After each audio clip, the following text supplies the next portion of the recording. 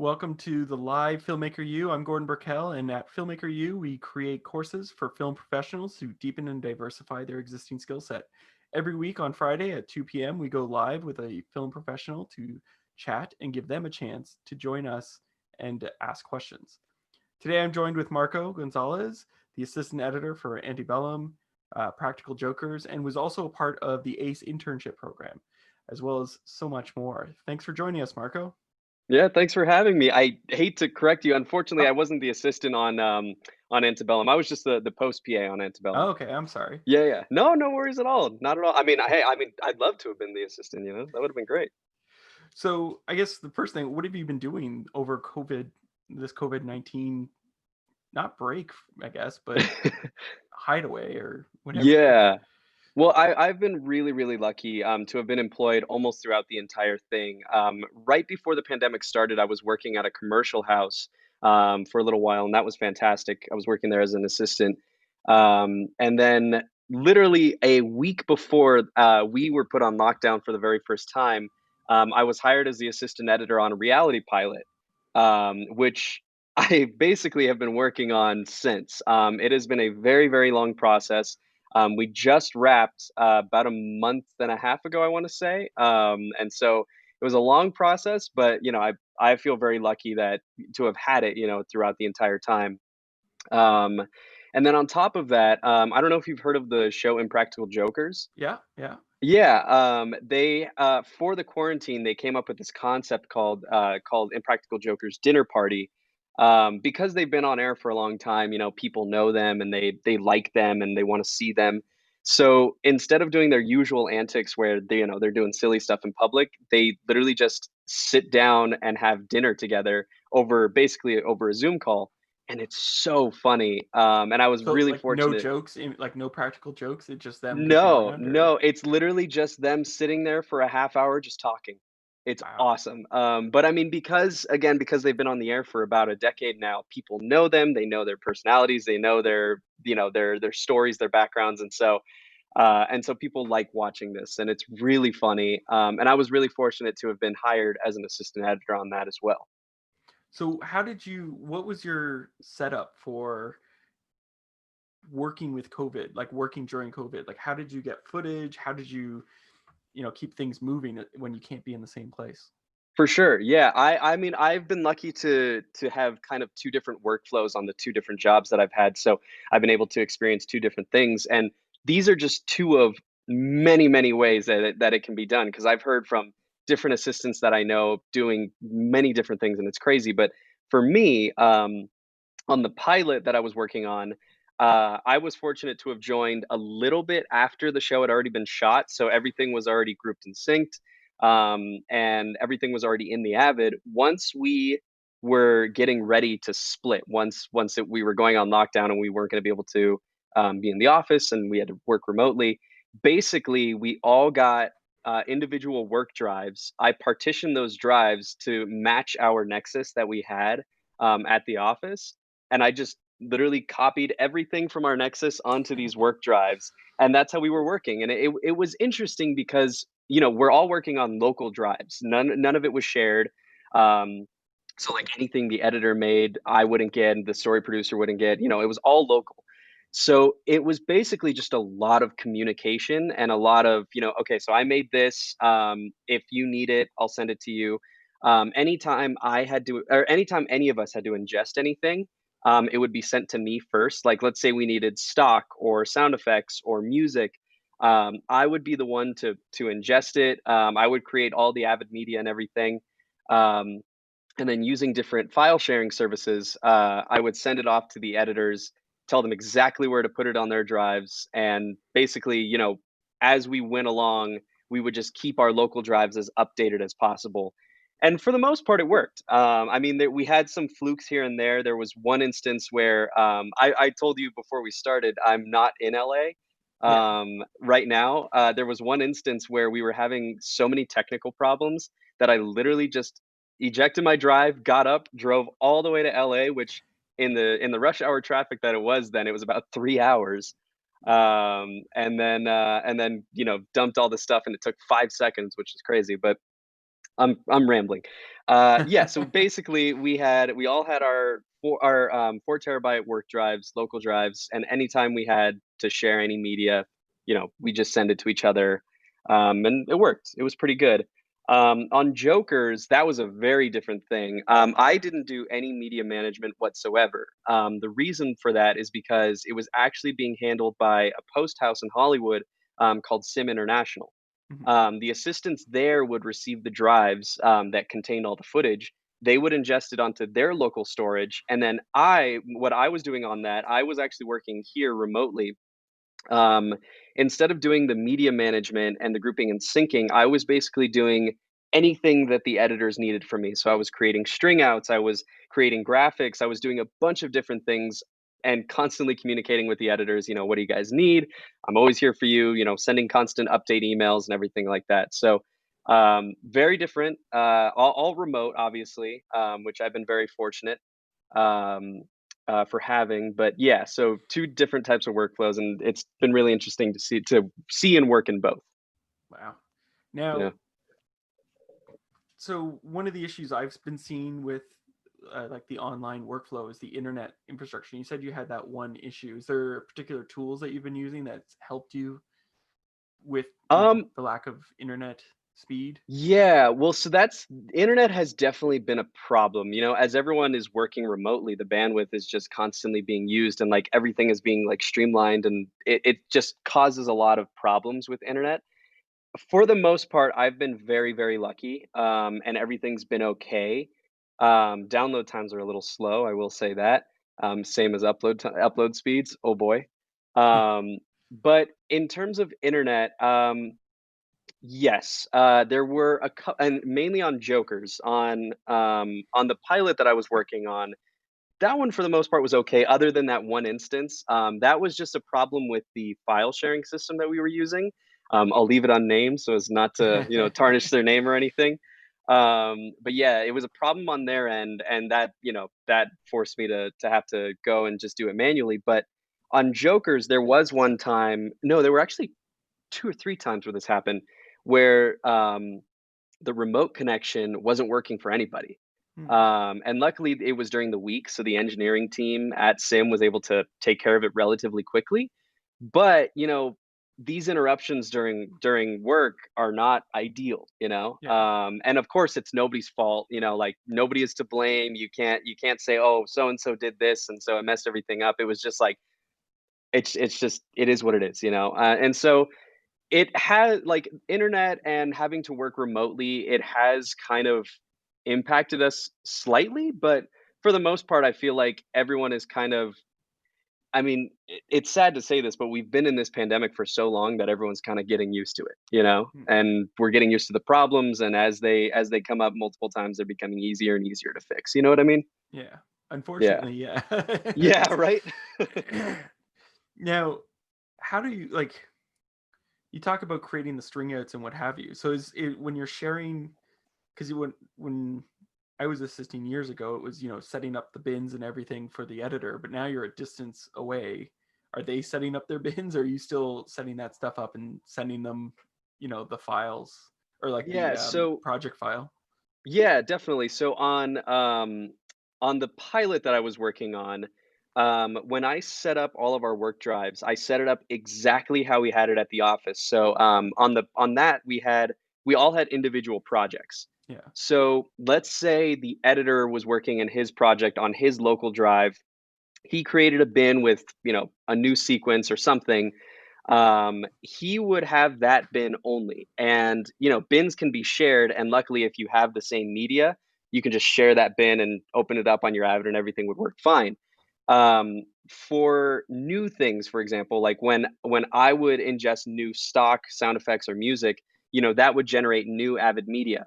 I was constantly locking off the Avid folders, like the Avid media folders, and I would have to basically send those folders to them through a file sharing service, tell them where to put it, and then I would also send them the bin. And that way, if they put the media exactly where it needed to be, the Avid would be able to read it perfectly, and they'd open that bin up no problem. And so that's how we worked on like on our local drives. On Jokers, I was really fortunate because we were all remoting into basically one place into Sim. That was Yeah. actually on a shared project. So you had editors from New York, from LA, you had me here, and so people were remoting in from all over the place, but into one Avid project. So as you know, with shared Avid projects, when somebody creates a bin, you know, everyone can see it. Yeah. And so it became really easy on Jokers. On Unfaithful, again, or on the pilot, it was just you know, it was just a lot of communication. Uh, for me, for the most part, I didn't need a lot of the cut bins that they were making until you know I had to do a turnover or something like that. But between the story producer and the editor, constant communication of okay, here's my new cut. Do you want to check it out? They'd send it, and so yeah, so it was just a lot of communication and making sure everyone was up to date, basically. Now, I've worked with when I was assisting, and like every editor would be slightly different. Like one would like their string outs in a particular way or organized in a particular way. Is there anything that you've learned from working with these editors that you're like, I'm gonna keep that for when I'm editing?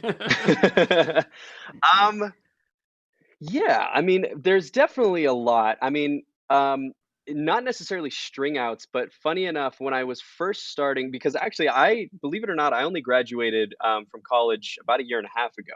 Mm, So I'm very, very new in the industry. When I say that, I mean in terms of time.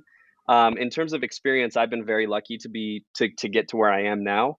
But when I first started, I had learned Avid, but very basic when I was able to shadow in a room for the very first time, I was working at a trailer or I was interning at a trailer house, um, keystrokes on the Avid, that blew my mind because in college, that wasn't taught to us, you know, it was all mouse-based editing, which is totally fine.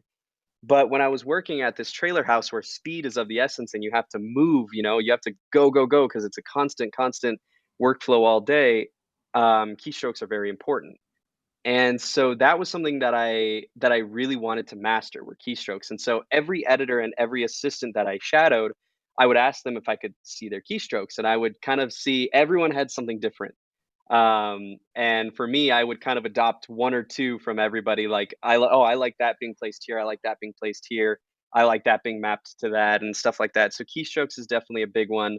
Um, yeah, organization is another one, especially on the finder level. When I was working on my own stuff, you know, where it's just me working on a personal project, you can organize it any way you want. But when you're working on a project where there's at least one or multiple other people working on it, you want to have an organization that is easy for everyone to understand, you know? And so at different places, everyone has different organizations. There's one in particular, the commercial house that I worked at, it was very clean. You could find anything at any time, and it was super simple. So definitely organization. Wait, Like I said, how is it organized? Because I work yeah, a of lot and course. I'd like to keep myself No, organized. absolutely, absolutely. I mean, it's funny because when you think about it, it's really basic, but at the Mhm. same time, the more you practice it, the more you recognize, oh, this is actually very good. So I mean, you had different folders for everything. Like it wasn't like everything was just kind of dropped in random places. Everything had a place. So you had like the project folder, like the master folders were the project folder and the media folders. Yeah. Then within the project, you know, you drop the Premiere or the Avid project, whatever you're working in. Then in the media project, you would have a bunch of different folders, whether it would be the dailies, stock, sound effects, music, documents, stuff like that. Then within those folders, you have multiple folders that are dated, and sometimes if the date wasn't enough, you'd include like what is included in that folder basically. And so it's just constant folders as opposed to kind of how I used to do it when I you know when I first started editing like in college or something, where I would have one media folder and I would just drop everything in there and it would just all kind of just be located there and it would just be hard to manage. But yeah, it's a lot about folders and proper labeling so that everyone can know where everything is at all times. And you know, if you need to find something, it maybe just takes 5 or 6 clicks, you know, and that's if you don't know where you're going, 5 or Yeah. 6 clicks, you know? Yeah. Which is interesting because I teach a lot of editing and I'm constantly hammering home. Like we have an organization approach at one Uh-huh. of the schools, which I really like, which Yeah. is because we're working in an environment where it's shared computers. It's obviously the projects folder for the Yeah. the Avid media files folder, and then there's a media assets folder, and then in there it's VFX, um, video, blah, blah, blah, broken down. And then Yeah. in there, every student has to do it by their last name, the title of the project, and the date. Exactly, And I yeah. was like, oh, that makes it so much easier Oh, yeah, to absolutely. organize it. So, Yeah, because you could just I mean, if you're not thinking about it, and like you said, you're in a shared environment and you just drop your VFX in a VFX in the master VFX folder, it's just now mixed in with a bunch of different things. So, yeah. yeah, like you said, that organization of having last name in the project is super important. Yeah. And it's always last name first. Don't do the project name because if you do that, then we have no, like, because it'll sometimes be smaller so you can't see Yeah. everything. Yeah, Um, exactly. Now, you also were an ACE intern. So, how did that come about? Absolutely. So ACE has been one of the most important things in both my life and my career, honestly, in the past 2 years. So my very first time that I became involved with ACE was actually the very beginning of last year. I entered in their student editing competition, and I actually ended up winning it, which I was really fortunate to have had that happen. It's just such an amazing experience, and I made so many contacts there. And everyone, the editing community, especially ACE, is just the most amazing and welcoming community. Mhm. Um, to anyone that wants to become an editor, I mean, I will say the community that you are going into is just amazing. Everyone is so willing to help. That's just a little side note. But so I ended up winning this competition, and when I got a little bit more into ACE, like I started volunteering at all of their events and everything like that. Um, was was was speaking with all these editors and everything. The one thing that everyone kept telling me was, because this was when I was still a student, Yeah. everyone was saying, after you graduate, you have to apply for the internship. It is huge. It's such an amazing opportunity. You will love it. And one of the best pieces of advice that I ever received was from a previous ACE intern who's now an editor after only being an assistant for like a handful of years. Her story and her speed of rising to editor is just incredible. Mhm. Her name is Amelia Allwarden. The best advice she ever gave me about the internship is, regardless of whether or not you get it, you get out of it what you put into it. What I mean by that is when you apply, no matter if you get the internship or not, you are automatically able to take up all of these opportunities. Like for example, they have a meetup for all of the applicants where you get to meet everybody and make more contacts and everything. You get to go to this thing called the lecture series where they bring panels of editors, assistant editors, and different types of assistant editors. So, like for features, for scripted TV, for reality TV, and they just talk about work, and you get to listen to these people that have been working in the industry for a while, and it's fantastic. Um, and so, like I said, everyone was telling me to go for this internship, and I knew for a fact I wanted to do it. And so I applied, and I was really fortunate to have been selected as one of the finalists. And then after my interview, I was really fortunate to have been selected as one of the interns. And so that opportunity was genuinely one of the best things that's ever happened to me. It's a very short program. It's only about a month. For me, it was different this year because of COVID.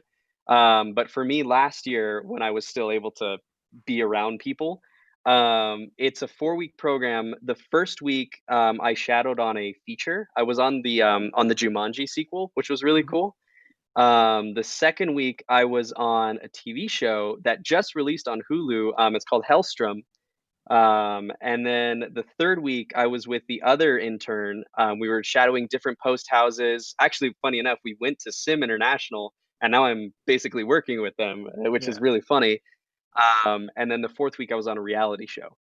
And so it was just an amazing opportunity. Just you learn so many things so quickly in this industry. It's almost intimidating, you know? Yeah. Oh, I'm sure. And yeah, and so yeah, the ACE internship was just incredible because I mean, like I said, not only did I gain a lot of contacts and a lot of friends and new colleagues through that, but I gained so much knowledge and experience that I now apply in my work. And to show how important it is, like to take notes, like as you learn new things, there have been many, many times on both the pilot and on Jokers where I've been asked to do something and, I kind of know basically how to do it, but at the same time, I wanna make sure I'm doing it right, and something clicks in my head, "Oh, I remember I observed that during the internship." And I have a big notebook that has all of my notes from the internship, and I've literally flipped through it and found solutions to problems that Wow. I've had. And so yeah, so the internship was not only important for, meeting new people and gaining contacts and everything, but it was also more importantly for gaining all these skills that you can now use. Um, to get into what you had said at the beginning about Antebellum, my mentor for the internship, each intern gets a mentor, is an editor named John Axelrad. Amazing, amazing editor, an amazing person. He's such a great guy. And during the internship, he offered me the PA position on Antebellum for after the internship ended, and I took it, and that was just an amazing experience, and that kind of kickstarted to where I am now. And so yeah, so the internship, it's a very short thing, but it's amazing how fast it can, Yeah. like I said, I mean, the best word to use is just kickstart you to Yeah. to just progress, and it's amazing. Wow. Now, I have one last question that I like to ask everyone. Um, we're currently in this COVID sort of hiatus, I guess you could Mhm. say. Yeah. What is something you've watched over this period that you think other people should watch and they might not have heard of? Ooh, that's a great question. Um, wow. I feel like I should say something that is really inspiring or educational, but funny enough, the major thing that I've been watching throughout, this is about to sound so nerdy, that I've been watching throughout the pandemic. One of my best friends is a huge anime person, and and so he kind of got me into anime, and I realized that's probably not the answer you're looking for, but literally throughout this pandemic, I've watched a bunch of anime shows. Okay, so And yeah, yeah, and so I mean, I will say though, in terms of art style and in terms of like filmmaking, I mean, it's TV, but still filmmaking, it's pretty revolutionary and pretty yeah, amazing. I've been meaning to look into how anime is actually made, because I know a lot of it is drawing, but how do they animate it? And so I mean, it is pretty fascinating, from a technical standpoint. From a storytelling standpoint, the ones that I've seen are just mind-blowing. So, I mean, I saw Cowboy Bebop, Full Metal Alchemist Brotherhood, Attack on Titan. My favorite one, is funny enough, definitely not the best of the bunch, but it's called Haikyuu. It's okay. about a high school, boys volleyball team. Um, and I saw Death Note. All of those I highly recommend. So again, maybe not the answer you're looking for, but man, I will say, like, as somebody who had basically never seen anime before, seeing it now is just like, wow, this is pretty incredible. So yeah, I'd probably say that. Awesome. Well, thank you so much for letting me interview. Of course. Thank you for having me. Hey, well, have a good weekend. Thank you very much. You too. Thank you.